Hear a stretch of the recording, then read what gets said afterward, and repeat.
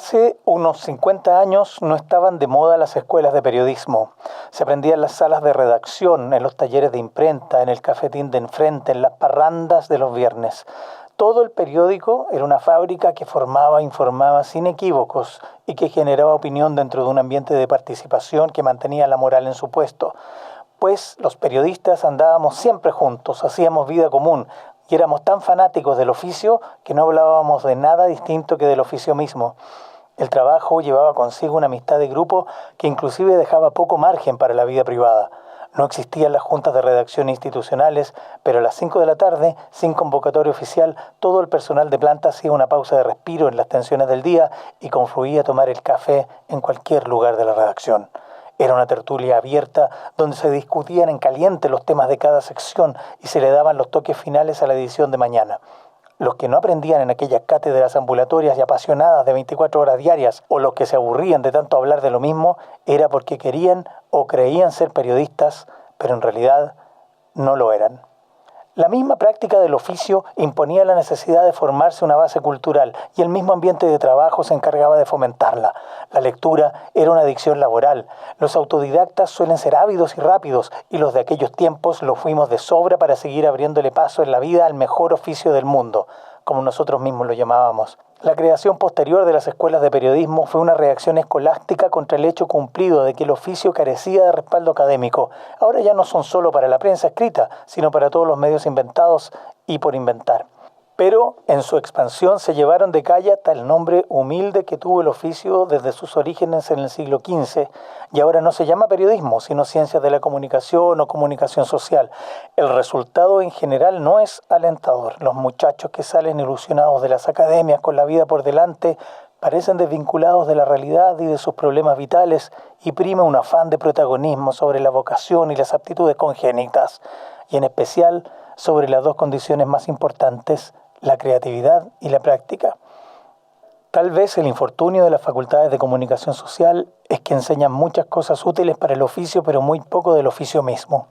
Claro que deben persistir en sus programas humanísticos, aunque menos ambiciosos y perentorios, para contribuir a la base cultural que los alumnos no llevan del bachillerato, pero toda la formación debe estar sustentada en 3 pilares maestros: la prioridad de las aptitudes y las vocaciones, la certidumbre de que la investigación no es una especialidad del oficio, sino que todo el periodismo debe ser investigativo por definición, y la conciencia de que la ética no es una condición ocasional, sino que debe acompañar siempre al periodismo como el zumbido al moscardón. El texto que recién he leído fue escrito por el premio Nobel colombiano Gabriel García Márquez y es parte de un artículo, un texto muy conocido que se llama El mejor oficio del mundo.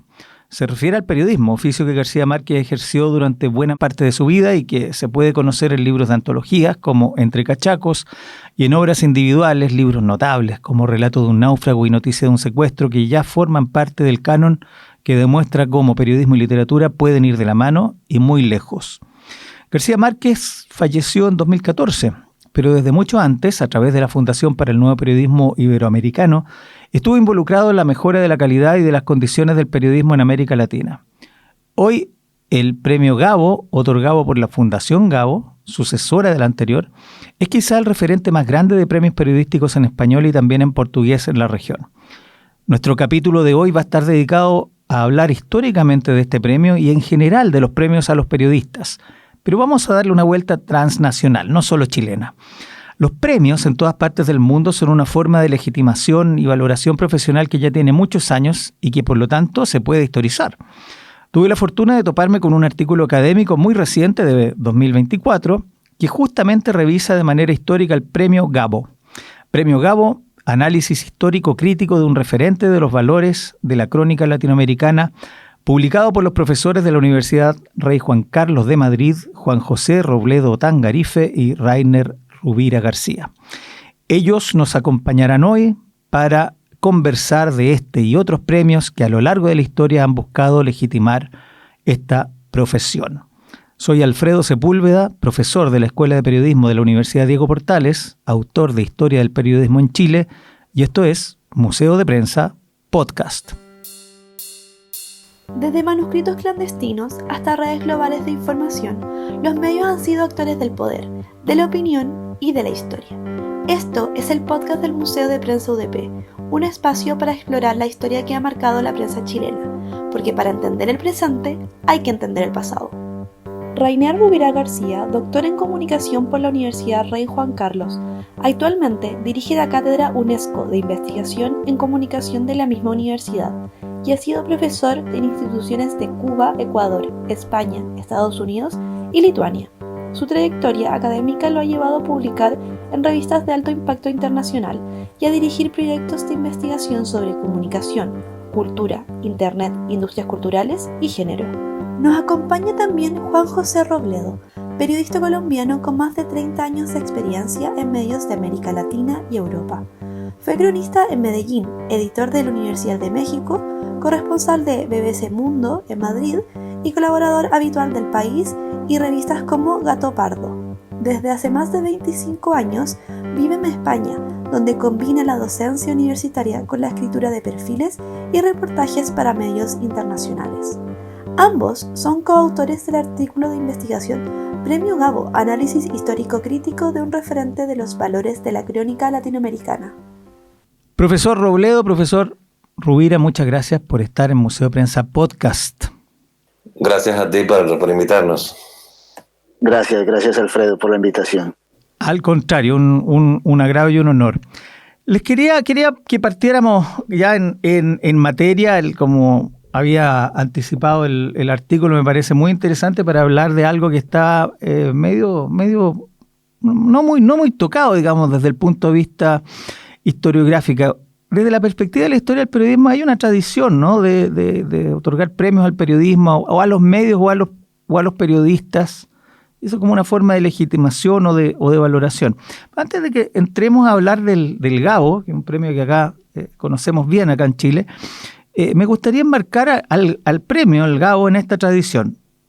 En el caso que conozco, que es el chileno, comienza en el año 1953 con el Premio Nacional de Periodismo, que es un premio que otorga el Estado de Chile y que venía de los premios nacionales de literatura, etcétera. Yo creo que es un fenómeno más o menos universal, pero es mucho más antiguo en el mundo. Estoy pensando, por ejemplo, en el Pulitzer, que partió en 1917. No sé si pudiéramos enmarcar un poquito históricamente esto de los premios, otorgar premios a periodistas. No sé si Rainer quería anotar algo o bueno. Bueno, brevemente, nosotros efectivamente hay una tradición que yo creo que parte en buena medida de premios literarios.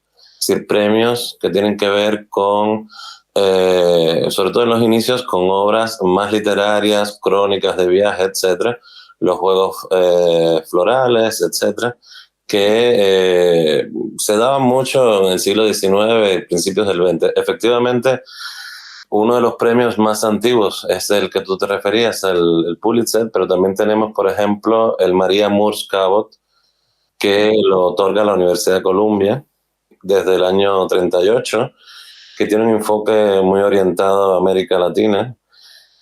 También estaría, desde luego,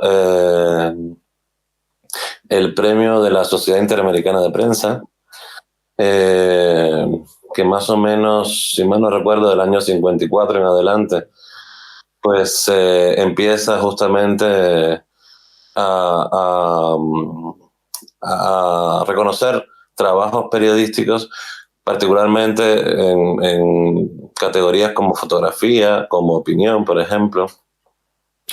Hay otros premios, tiene que ver también con el desarrollo del periodismo y yo diría también el desarrollo de la sociedad de lectores que tengan justamente la capacidad de leer, que parece una verdad de perogrullo, pero necesitaba efectivamente gente alfabetizada que pudiera seguir el consumo de prensa. Entonces, por ejemplo, en el caso cubano, uno de los primeros premios fue el Premio Justo de Lara en los años 30.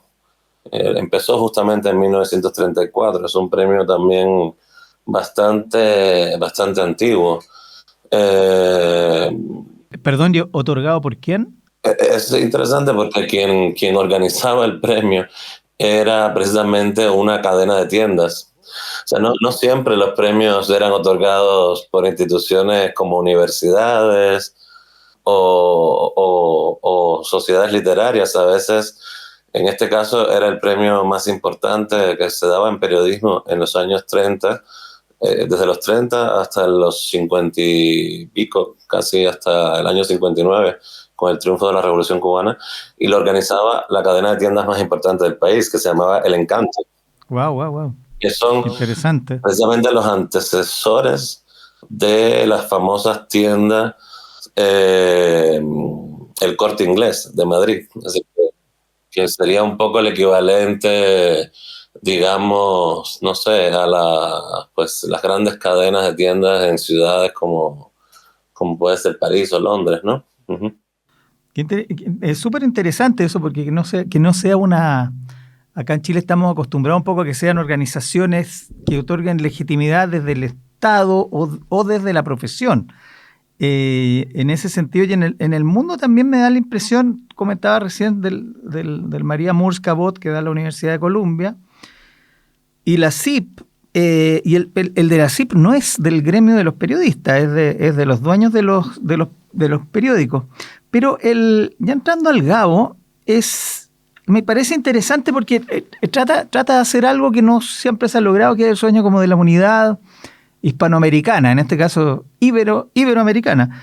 Y eso no siempre se ha logrado. Yo creo que no sé si están de acuerdo ahí, Juan José o Rainer, hay una suerte de, si están de acuerdo conmigo, estoy acá tratando de historizar algo así en la medida que vamos hablando, pero habrá una especie de ambición por lograr una unidad del mundo iberoamericano en torno a esto, unidad que creo yo que es súper difícil porque no nos conocemos. Yo alguna vez acá en Chile participé en algún proyecto que no flotó, de armar alguna revista de orden latinoamericano, todavía no iberoamericano, y el punto era a quién ponemos en portada, y para que fuera común, digamos, a todos los países.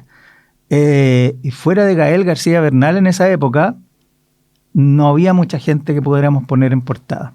Entonces la pregunta es si un poquito como para especulemos informadamente, si hay una especie de ambición, o en el Gabo ustedes detectan alguna especie de ambición de transformar esto y llevarlo a ámbitos iberoamericanos grandes, digamos, de unidad.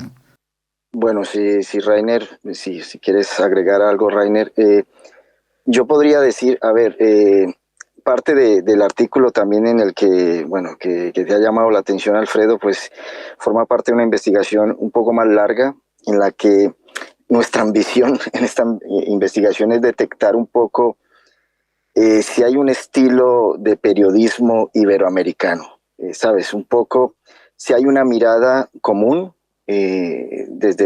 con realidades muy diversas, ¿no? Estamos abarcando una región enorme, desde México hasta Argentina.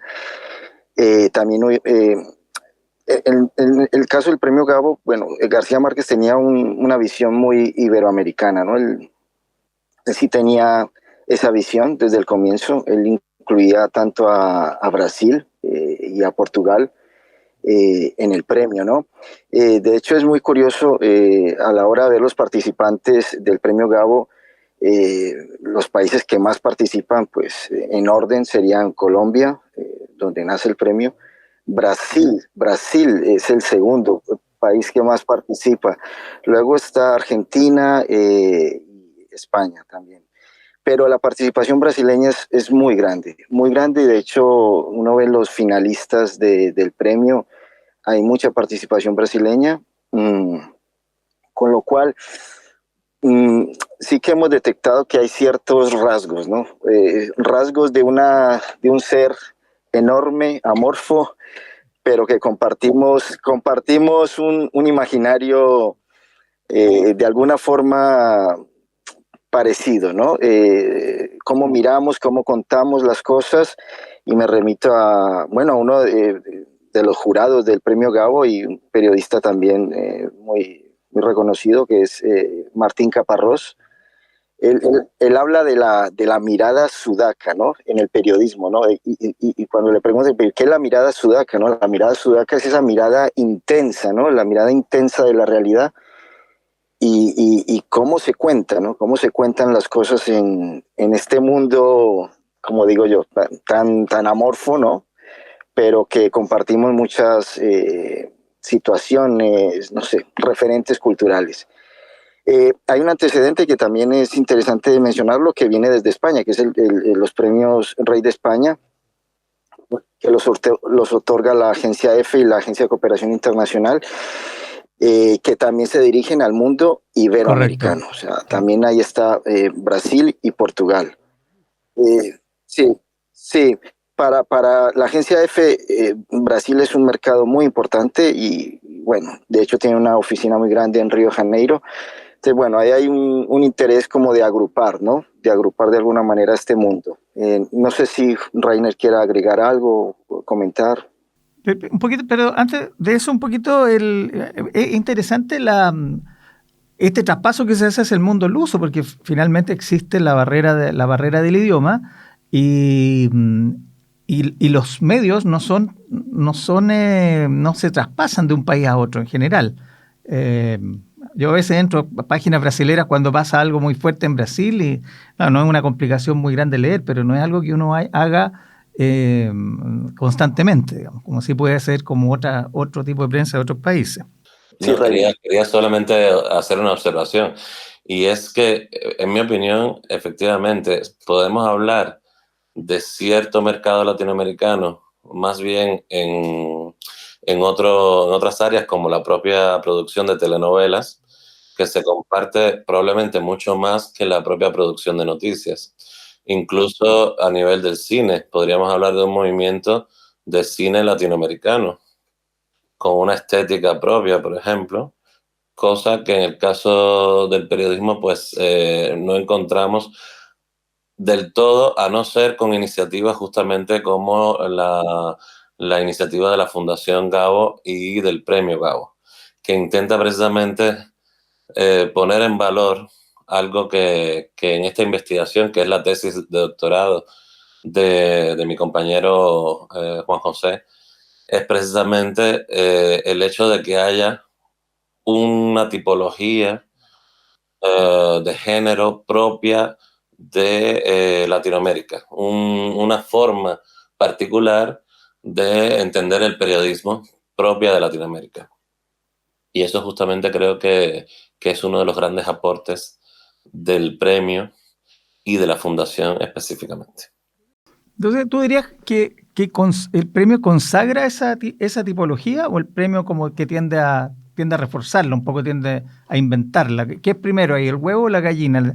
La tipología, este tipo de periodismo sudaca del que habla Caparrós, ¿existe de antes o existe por el premio? Porque el premio es súper grande. Yo agregaría a lo que dice Rainer, que claro, la labor de la fundación ha sido fundamental en en esa visión, sí, y tiene que ver también detrás la visión de Gabo. Él tenía una intención pedagógica de formar estas nuevas generaciones de periodistas, y es algo que se ha irradiado a toda la región, ¿no? El prestigio del premio, un poco los valores que defienden, ¿no? La buena escritura, el periodismo riguroso pero bien escrito, un poco ha hecho escuela, ¿no?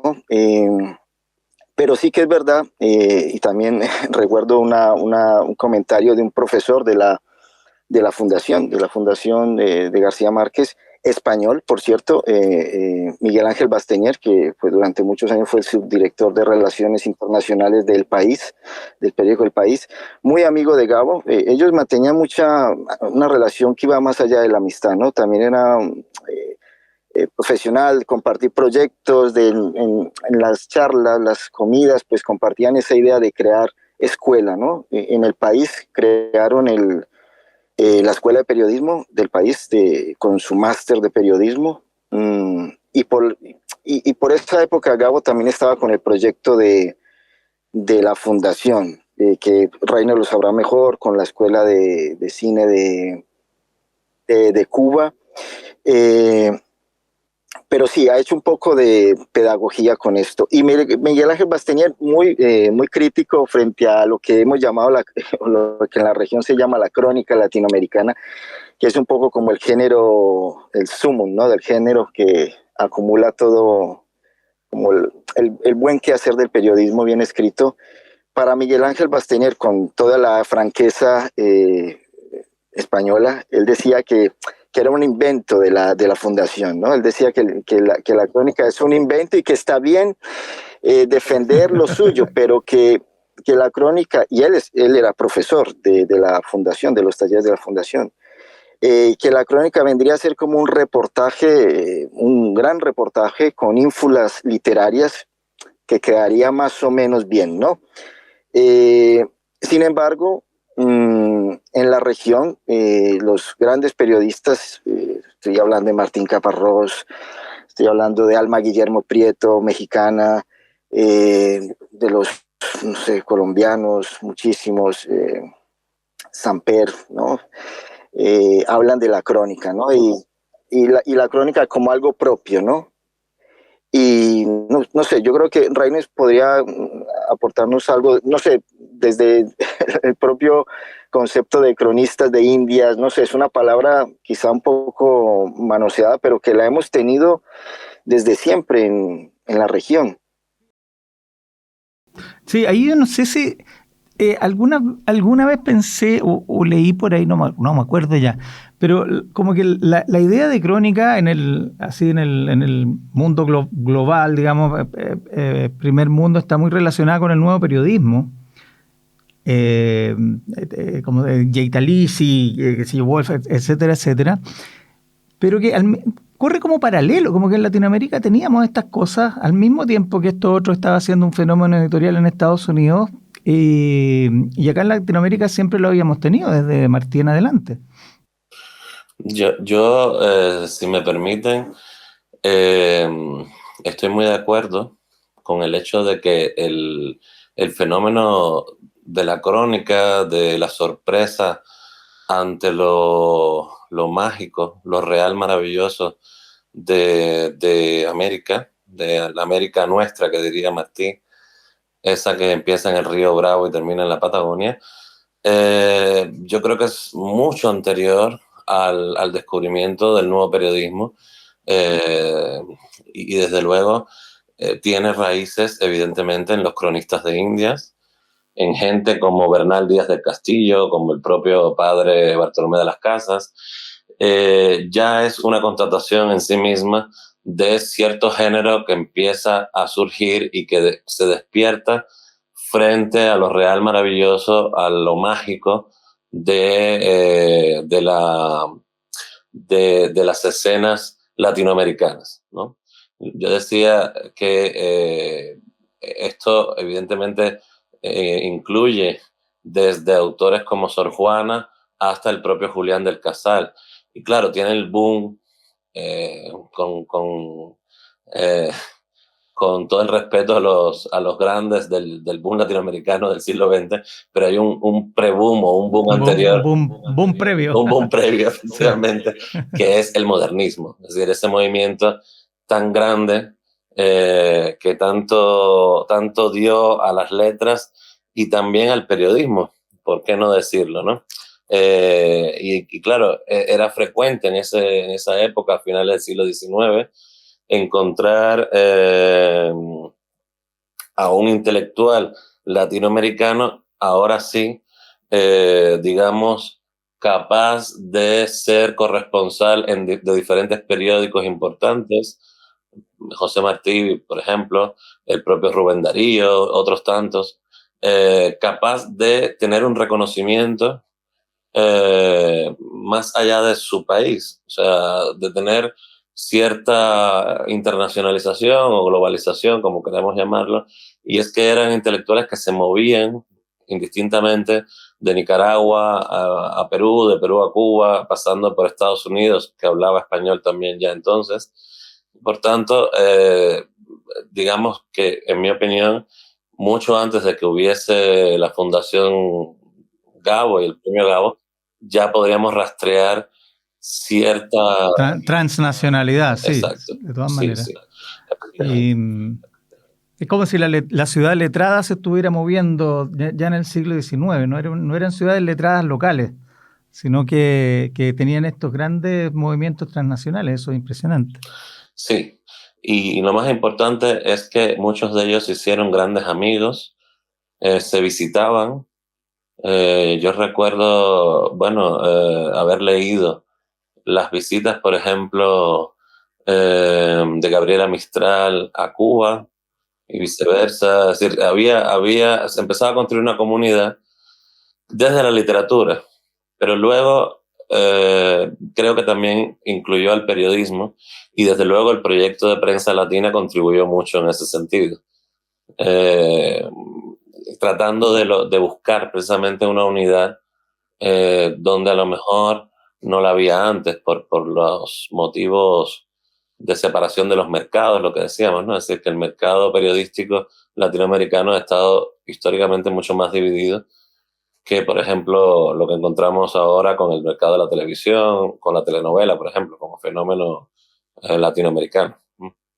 ¿Cómo dirían ustedes que engancha Gabriel García Márquez como persona en esta tradición? Él tiene una vida periodística súper larga, mucho más desconocida que su vida literaria, me parece, aunque se han publicado libros al respecto.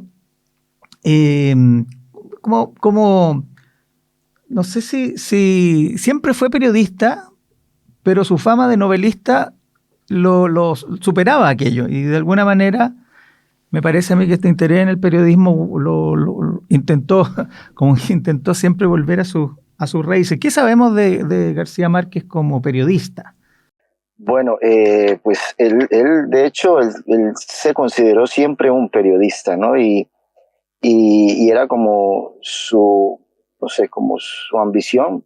Yo creo que la literatura y los éxitos literarios de alguna forma le sorprendieron, pero él era un periodista, fue un periodista y él siempre lo decía, ¿no? Esto es el mejor oficio del mundo. Recibió algunos reconocimientos como periodista, ya que Rainer toca la etapa de Prensa Latina con Operación Carlota, que fue pues todo el tema de Angola. Recibió un premio, luego premios a su trayectoria periodística en México, también recibió en Colombia también. Y luego, bueno... Esto de los 60, antes de 100 años de soledad, sí, cuando él hace 100 años. Todavía está con las primeras novelas, ¿no? Sí, justo. Y bueno, recordar que bueno, él comienza a escribir en periódicos, ¿no? En periódicos de la costa colombiana del Caribe, el Universal, el Heraldo, luego llega a Bogotá al Espectador, y su contacto, bueno, no es el único, otros novelistas también, para mantener la mano caliente, que decían, pues se ganaban la vida con el periodismo, ¿no? Y García Márquez, bueno, él con sus columnas, hay un reportaje muy famoso que es, bueno, que le dio un poco de visibilidad internacional, que fue El relato de un náufrago, ¿no? Esta serie de este hombre, que fue una serie por entregas en El Espectador, que es curioso. Esto, bueno, lo enlazo con el premio y con la gente que se presenta al premio.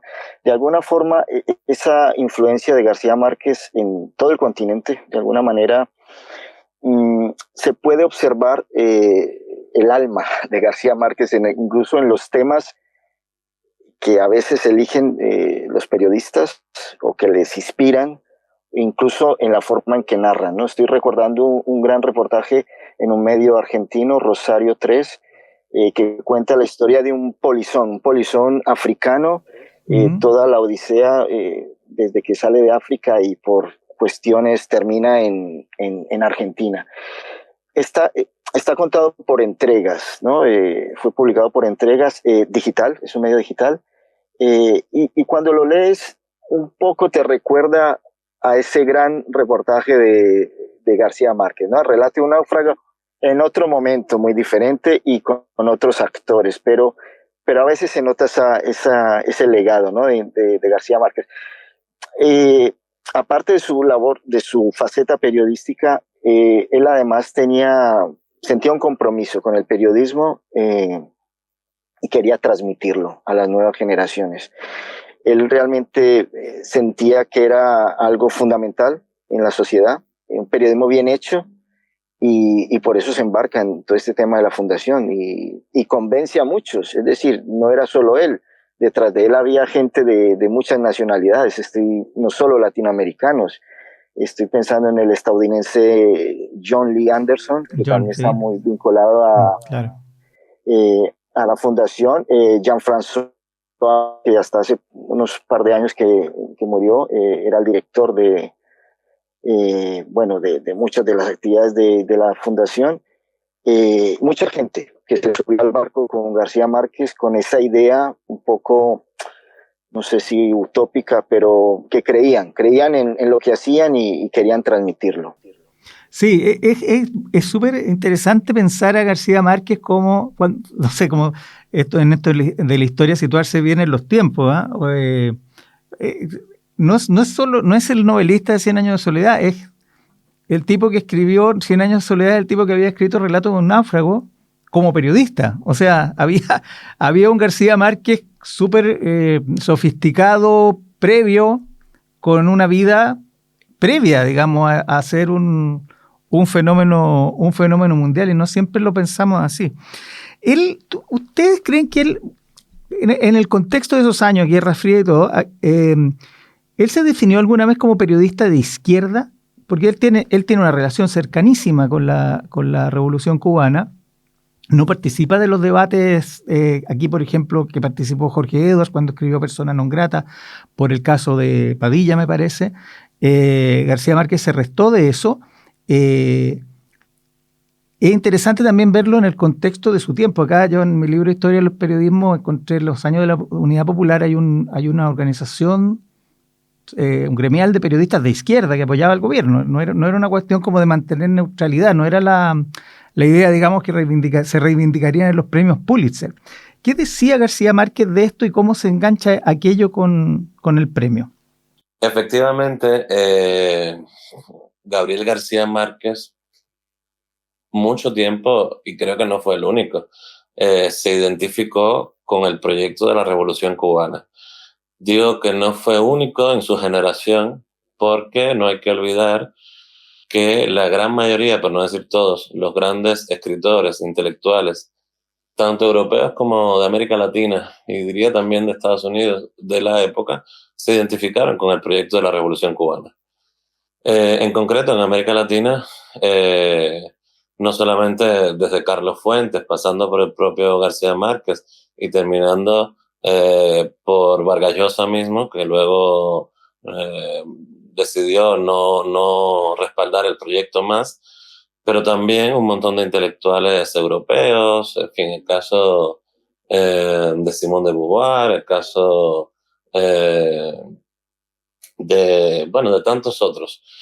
El asunto que tú mencionabas de si participó o no de los debates intelectuales, vamos a decir, o de los conflictos intelectuales, podríamos decir, en torno a casos como el caso de Padilla, de Berto Padilla. Yo creo que aun cuando no tuvo una participación pública, él mismo se limitó muchísimo a dar su opinión. Hubo un caso bastante sonado, creo recordar que con Susan Sontag, si mal no recuerdo, en el cual efectivamente Susan Sontag le pedía activamente a García Márquez que se pronunciara sobre un evento ocurrido en el 2003, es más reciente, respecto a unos jóvenes que fueron condenados a la pena de muerte en Cuba por el gobierno cubano por robar una embarcación para llegar a Estados Unidos, ¿no? Y él, García Márquez, pues evidentemente, digamos que explica claramente que él está en contra de la pena de muerte, que no es un elemento para nada nuevo, que él lo ha dicho muchas veces, lo dijo en su momento, que estaba en contra de la pena de muerte, pero luego sí que es cierto que él luego publica una especie de texto donde dice, bueno, no pueden tergiversar mis palabras, que yo esté en contra de la pena de muerte no quiere decir que deje de respaldar a la Revolución Cubana. Y esto es un tema que yo creo que tiene que ver, es mucho más profundo, mucho más complejo, y tiene que ver con la amistad personal que unía a García Márquez con Fidel Castro. Hay un autor muy interesante, Enrique Krauser, también Rafael Rojas ha hablado de esto en algún que otro ensayo, que decía un poco que la relación entre García Márquez y Fidel Castro era casi como la comunión de los santos, ¿no? Como que García Márquez tenía, digamos, en un altar a Fidel Castro por lo que había hecho y por la promesa, sobre todo, yo creo, de la Revolución Cubana. Es verdad que muchos otros autores de la misma generación se desembarcaron de esa digamos, primera visión casi que enamorada del proyecto de la revolución a medida de que ocurrían cosas como la primavera de Praga, el caso mismo que les decía antes de la aplicación de la pena de muerte, cosas que fueron muy complicadas y muy dolorosas, pero en general creo que García Márquez mantuvo la idea de que en su origen el proyecto tenía que ver con cómo él veía la misma promesa de cambio social, etcétera, que decía la Revolución Cubana. Hablemos de la fundación. El primer nombre que tuvo ahora es la Fundación Gao, pero su antecedente es la Fundación para el Nuevo Periodismo Iberoamericano. Y me gustaría quedarme en la palabra nuevo, que es una palabra como media ahistórica. Pero, ¿qué es lo que creen ustedes? ¿Qué es lo nuevo cuando se habla del nuevo periodismo iberoamericano? Yo tengo una especulación que es esta modalidad de taller, de enseñanza vía talleres, que reivindica él justamente en el artículo con que empezamos este podcast, el mejor oficio del mundo. Es una visión, por lo menos desde la perspectiva local que tengo yo acá chilena, que es bien antigua, digamos, y recoge tal vez, aquí se los pongo como especulación informada para que la debatamos solamente, responde a la idea de los viejos periodistas de los diarios antiguos, que no les gustaban las escuelas universitarias y que consideraban que esto era un hacer, un quehacer, algo que se hacía en la práctica y que si uno le metía academia, digamos, era negativo. Entonces a mí me da la impresión, yo junto estas dos cosas y digo, bueno, esta modalidad de taller que siempre estuvo tan presente en la cabeza de García Márquez como modo de enseñanza, y de hecho en el premio Gao hoy día tienen como títulos, ¿no?, los maestros del periodismo americano, etcétera, etcétera, reivindica esto del quehacer, ¿no?, del oficio por sobre la teoría. Sí, y seguramente el tema de lo nuevo era un poco, darle forma a un oficio, profesión, identificar un poco sus maestros, sus referentes, ponernos en contacto de alguna manera. Una de las fortalezas del premio Gabo, que lo han dicho muchos ganadores, aparte del premio, del dinero, ha variado mucho la cantidad de dinero que dan. Ahora está sobre los $10,000. Es más, bueno, el prestigio y la posibilidad de conocer la red de periodistas, de medios, que de alguna forma pues profesan ese buen periodismo, ¿no? Yo creo que en ese sentido la fundación buscaba, poner orden a un oficio un poco, disperso, y darle seriedad, ¿no? De alguna forma, a través de una academia, ¿no? En este caso, fundación, los talleres de unos maestros, además no cualquier maestro. Recuerdo el primer taller lo dictó Alma Guillermo Prieto, que esta mujer yo tuve la fortuna de tenerla como maestra. Ella escribe súper bien en español y muy bien en inglés, ¿no?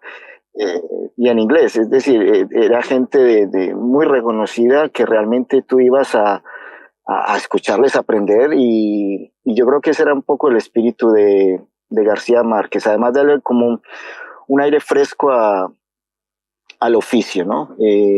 Yo creo, esto lo comparto a nivel más de mi experiencia actual. Yo, como profesor de nuevas generaciones de periodistas, de chicos de 20 a 23 años, me encuentro la mayoría de las veces con la realidad, que es que no conocen cuáles son los referentes del periodismo, no saben cuáles son. De hecho, no saben qué es el Premio Gabo. Es triste, pero es así. Tampoco conocen de qué va un poco el Premio Pulitzer. Están en otro mundo, están en el mundo de las redes sociales, los youtubers. Entonces, intento que lo conozcan, que vean cuál es el producto gourmet, de alguna forma, que se reconoce por su calidad, y que lo miren, ¿no? Y que aprendan de él, ¿no? Y en ese sentido, pues es una revelación para ellos, porque muchas veces yo creo que necesitan, reclaman de alguna forma tener referentes de calidad, porque están un poco perdidos. Pero bueno, en ese sentido la Fundación yo creo que ha hecho una gran labor por darle dignidad al oficio, que ha sido un oficio muy machacado, históricamente. No, quería añadir solo una cosa, es una reflexión personal. No sé hasta qué punto en la cabeza de Gabriel, de Gabo, había una relación directa entre la fundación del nuevo cine latinoamericano, que es 10 años antes de la fundación del nuevo periodismo iberoamericano que luego lanza como proyecto estrella, ¿no? Probablemente esto de lo nuevo, que era algo que se discutía al inicio de la conversación, tiene que ver también con el hecho de intentar no desconocer los aportes del pasado, pero sí abrir, digamos, caminos inexplorados, ¿no? Es decir, lo del nuevo cine y también lo del nuevo periodismo tiene que ver con contar de formas novedosas la realidad de una región que se resiste a ser contada de manera o desde una mirada eurocéntrica o desde Estados Unidos, ¿no? Es decir, yo creo que ahí hay un posicionamiento ideológico también, y hasta estético, si se quiere. Lo estético digo porque efectivamente durante mucho tiempo, tanto en la fundación del nuevo cine como la del nuevo periodismo, lo que se ha estado impulsando es las nuevas miradas, las nuevas formas de contar cosas que se podían contar desde la perspectiva europea o desde la perspectiva de Estados Unidos, pero que justamente no es la idea. La idea era desarrollar profesionales propios, con narrativas propias, con toda esa riqueza cultural latinoamericana. Hablemos un poco del Gabo, hablemos un poco del financiamiento de los premios. Yo me desayuno acá, pero un muy buen dato el que dio el profesor Rubira hace un momento, que el premio más antiguo de Cuba está financiado por una gran tienda. No es extraño entonces en términos históricos, pero yo te lo digo desde la perspectiva local, digamos. Aquí yo he participado en algunos premios locales acá en Chile, siempre estaba como el prurito de acercarse a la empresa privada para buscar el financiamiento para estos premios, porque se supone que también la labor del periodismo es fiscalizar al poder económico. Y la fundación, digamos, el primer premio es la Fundación para el Nuevo Periodismo Iberoamericano, CEMEX, que es la gran cementera mexicana. Eso al principio, y ahora entiendo que es el mundo de las finanzas que está apoyando al Gabo digamos, y se hace de forma muy transparente. En la ceremonia de premiación se suben los representantes del banco, etcétera, etcétera. Históricamente esto provocó fricciones, tensiones, o se asumió transparentemente y no hubo mayor problema. ¿Cómo lo ven ustedes?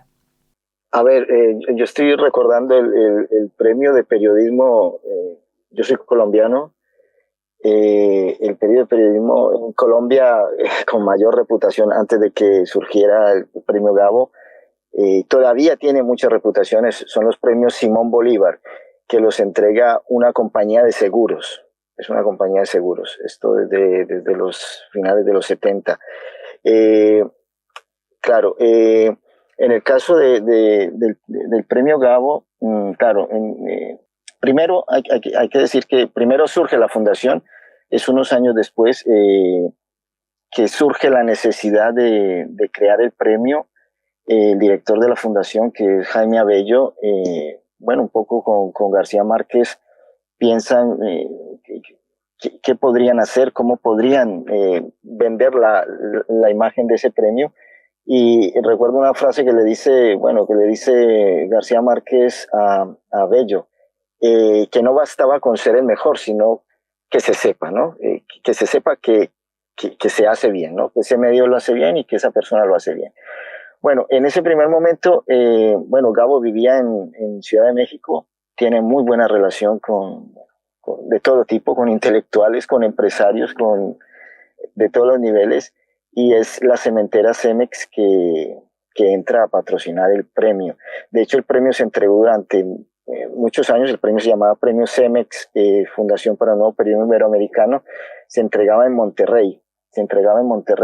Esto durante más de 10 años. ¿Qué es donde funciona Cemex? A ver. ¿Por qué Monterrey? Bueno, Monterrey, la verdad es que no lo sé muy bien. Pero pensé que tenía algo que ver con la uno de los accionistas, no, Cemex está, en Ciudad de México también tiene una sede muy grande. Recuerda que esto es una multinacional, ¿no? Recuerdo aquí algunas instalaciones en España bastante grandes de Cemex. Había un accionista de apellido Zambrano, Lorenzo Zambrano, el principal accionista de Cemex, que un poco era el que tenía la amistad con García Márquez, ¿no? Y es el que de alguna forma mete a la cementera en el premio. Esto fue muy bien durante una década, poco más, pero se acabó en el 2011, se acabó el financiamiento. De hecho, hubo un momento de crisis ahí en la idea del premio. El premio deja de existir, queda en un limbo, y hasta el 2013 no vuelve a resurgir el premio. Y con un aliado un poco inesperado, que en este caso fue la ciudad de Medellín en Colombia, la alcaldía de Medellín se involucró en el proyecto. Y detrás estaban el banco más grande de Colombia, Bancolombia, que tiene su sede en Medellín, y Sura, que es otra compañía de seguros que también tiene su sede en Medellín. Ellos entran a poner el dinero para los premios durante, casi una década, salvo que ocurrió algo un poco extraño en la ciudad de Medellín. Digamos ya cuestiones políticas internas de la ciudad. Un alcalde, Daniel Quintero, esto fue en el 2021-2022, hubo una investigación contra este alcalde, tuvieron que suspenderlo temporalmente, pusieron algunos alcaldes temporales, 2 o 3 estuvieron allí, y esto coincidió con digamos, el preámbulo de la entrega del premio de ese año, que se entregaba en la ciudad de Medellín. La cuestión es que en un momento dado le piden a la fundación que ponga equipo técnico, ponga personal, dinero, en pocas palabras, para el premio, por la situación que vivía la alcaldía de la ciudad. Y desde la fundación se ven un poco contra la pared, es decir, no tenían margen de maniobra para tomar una decisión. Y el premio es un premio muy jugoso, es decir, a nivel, digamos, de prestigio, de escaparate internacional, es muy jugoso. Medellín no era la única que quería tener el premio en ese momento en Colombia. Desde Bogotá, pues Jaime Abello tenía propuestas de llevarse el premio a Bogotá y él no se lo pensó dos veces. Se llevó el premio a Bogotá desde el 2022. Se viene entregando el premio en el Teatro Colón de Bogotá. Dejaron la puerta abierta para regresar a Medellín, porque de alguna forma Medellín, digamos, fue, digamos, el escenario donde se entregó el premio durante muchos años y se organizaba un festival alrededor del premio, Festival Gabo, muy interesante. Además, la ciudad se volcó con el premio, iban intelectuales, iban músicos, no sé, de repente veías a Rubén Blades hablando con Martín Caparrós sobre Gabo, y luego Pablo Milanés dando un concierto, todo alrededor del Festival Gabo. Esto se acabó en la ciudad de Medellín. La verdad es que la ciudad quedó un poco como en shock. Pero bueno, el premio se sigue entregando en Bogotá y también se realiza allí el festival. Ahora bien, al comienzo de la pregunta, si este patrocinio o este vínculo empresarial con el premio, bueno, no sé si en algún momento le darían un premio o se presentaría algún reportaje que hiciera una investigación de corrupción dentro de la cementera Cemex y que además esto llegara de finalista en el premio. Tendría que revisar todos los participantes. Claro, crearía tensión, sin duda. Claro. Sí, sin duda. Es decir, esto es una opinión personal, ¿no? Y también se lo transmito a mis alumnos, etc. Es decir, cuando ponen contra la pared el oficio del periodismo, la gente no cree en los medios, no cree en los periodistas, siempre escuchas que están vendidos, que están sesgados, etc. Yo trato de ser muy franco en eso, es decir, la objetividad, pues no existe. Podemos tratar de ser lo más honestos, decir, porque claro, no deja de ser un negocio, los medios venden contenidos, pero sí se puede ser coherente y honesto, ser lo más transparente posible. Y yo creo que la fundación y el premio en ese sentido son bastante claros, no esconden nada. Entonces, bueno, aunque han tenido estos patrocinios, siempre han dejado las puertas abiertas y han tenido una comunicación muy fluida hacia todos los lados. Lo que es interesante es que históricamente el patrocinio privado de los premios de periodismo no es algo raro.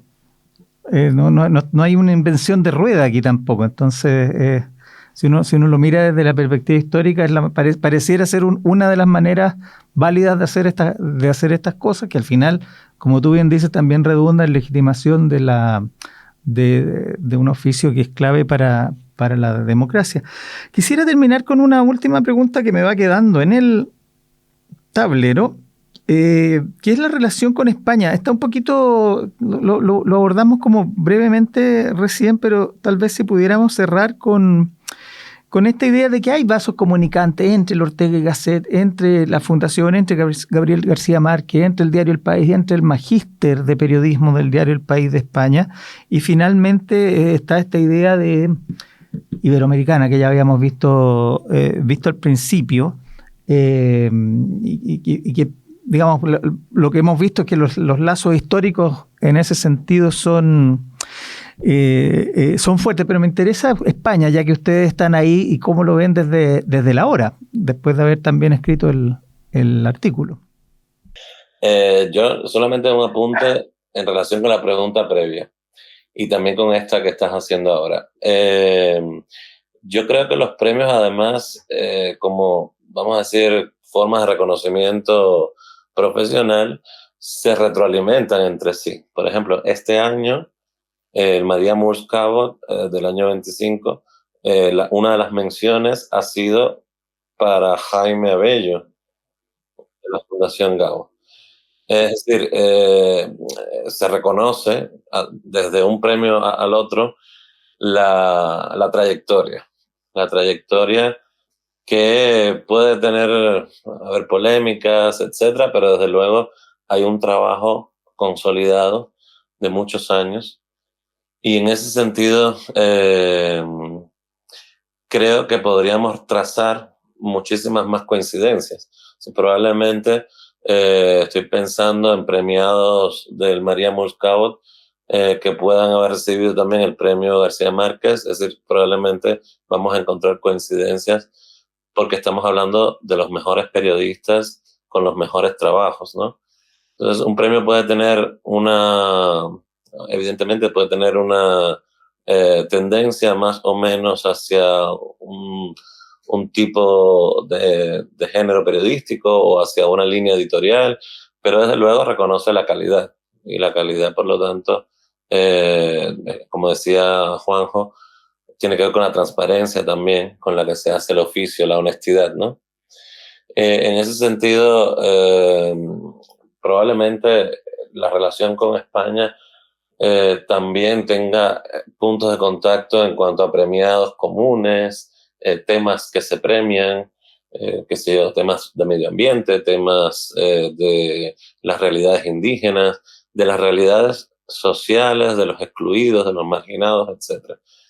En mi opinión, no obstante, no sé, Juanjo, ¿qué pensará?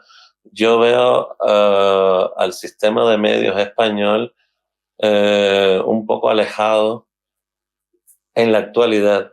No, hace unos años no tanto así, pero en la actualidad lo veo un poco alejado de la realidad latinoamericana.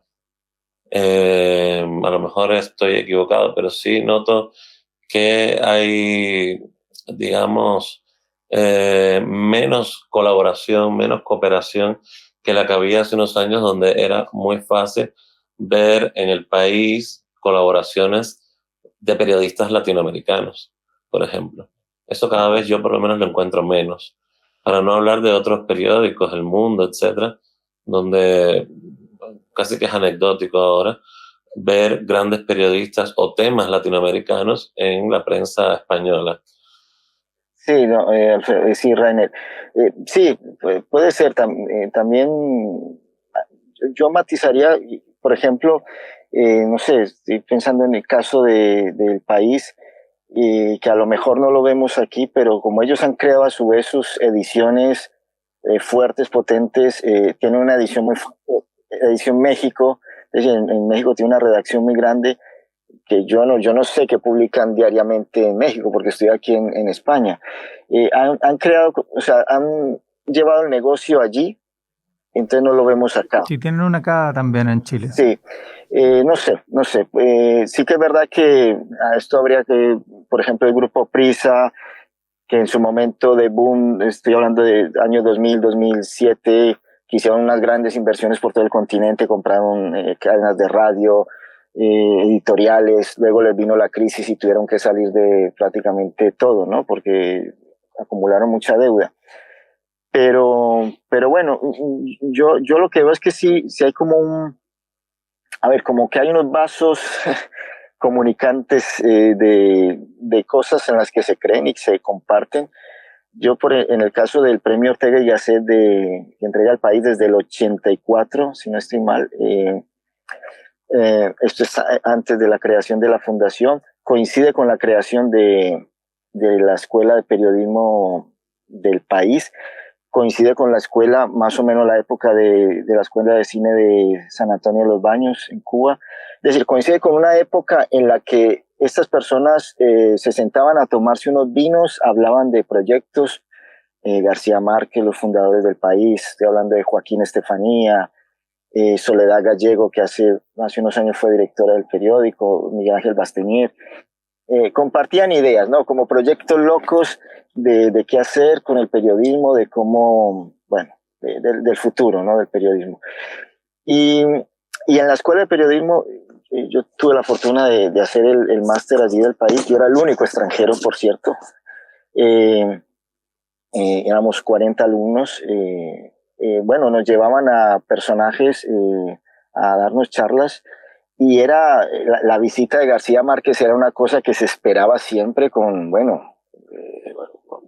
era una cosa que despertaba mucha expectativa, y no solamente iban los alumnos, sino prácticamente todos los editores del periódico a escuchar a García Márquez, que era lo que iba a decir García Márquez, no sobre literatura, sino sobre periodismo, ¿no? Sobre periodismo. Era muy querido en el periódico, en la escuela de periodismo, y había un trasvase de conocimiento porque cada vez fueron llegando más latinoamericanos al máster del país, que es un poco complicado el acceso por las pruebas, por el dinero, básicamente la logística de irte a Europa a buscarte la vida, donde vas a vivir y aparte estudiar. Pero cada vez entraron más latinoamericanos, mexicanos, ecuatorianos, argentinos, es decir, y de igual manera en la fundación veías españoles que hacían los talleres de la Fundación Gabo. Entonces había un trasvase de aquí para allá. Eso, sí. Sí, y por ejemplo, yo lo menciono porque además éramos amigos, murió hace unos años Miguel Ángel Bastenía, el profesor y subdirector del país. Él nos daba clases en el máster del país, en la escuela, pero también daba clases en la fundación, en los talleres de la fundación. Es decir, se movían entre esos dos mundos, ¿no? Y compartían esa forma de ver el periodismo. Lo que mencionaba Rainer, de que los grandes periodistas que hacen los grandes trabajos, al final los detectas, ¿no? Por ejemplo, estoy pensando en un chico peruano, Josep Zárate. Él ha ganado el premio Gabo y también ha ganado el Ortega y Gasset, es decir, en diferentes años, con diferentes trabajos. Al final la calidad un poco la detectas, ¿no? Al final estos premios también te permiten seguirle el radar a estas personas. Simplemente cerrar que también el premio ha sido inspiración para otros premios. Han surgido otros premios a raíz del premio. Estoy pensando en un chileno, Juan Pablo Meneses. Juan Pablo, sí, claro. Sí, con el premio Nuevas Plumas, pues él fue finalista del premio Cemex. También en Colombia surgió el premio Roche de la multinacional, la farmacéutica, para temas de salud, y el premio que te dan es ir a hacer un taller en la fundación, ¿no? de Gabo, o cosas como esas, ¿no? Que el premio Simón Bolívar de la aseguradora, también el premio, aparte del dinero, es hacer un taller en la Fundación Gabo, ¿no? Al final se ha creado ahí una red donde la matriz es la fundación y bueno. Y otros premios concurren a ella. Sí. Rainer Rubira, Juan José Robledo, profesores, muchas gracias por haber estado y compartido con nosotros con este tema tan interesante de los premios y la historia de los premios, y en específico el premio Gabo. Muchas gracias por haber participado en Museo de Prensa Podcast. Muchas gracias. Muchas gracias. Las palabras escritas en la prensa no se las lleva el viento. Se archivan, se reinterpretan, nos siguen hablando. Gracias por escuchar Museo de Prensa UDP, el podcast donde buscamos traer el pasado del periodismo al presente. Muchas gracias a Rainer y a Juan José y a ustedes los oyentes por acompañarnos en esta ocasión. Recuerda seguirnos en nuestras redes sociales, Facebook, Instagram y X como Museo de Prensa UDP. Nos vemos en el próximo capítulo.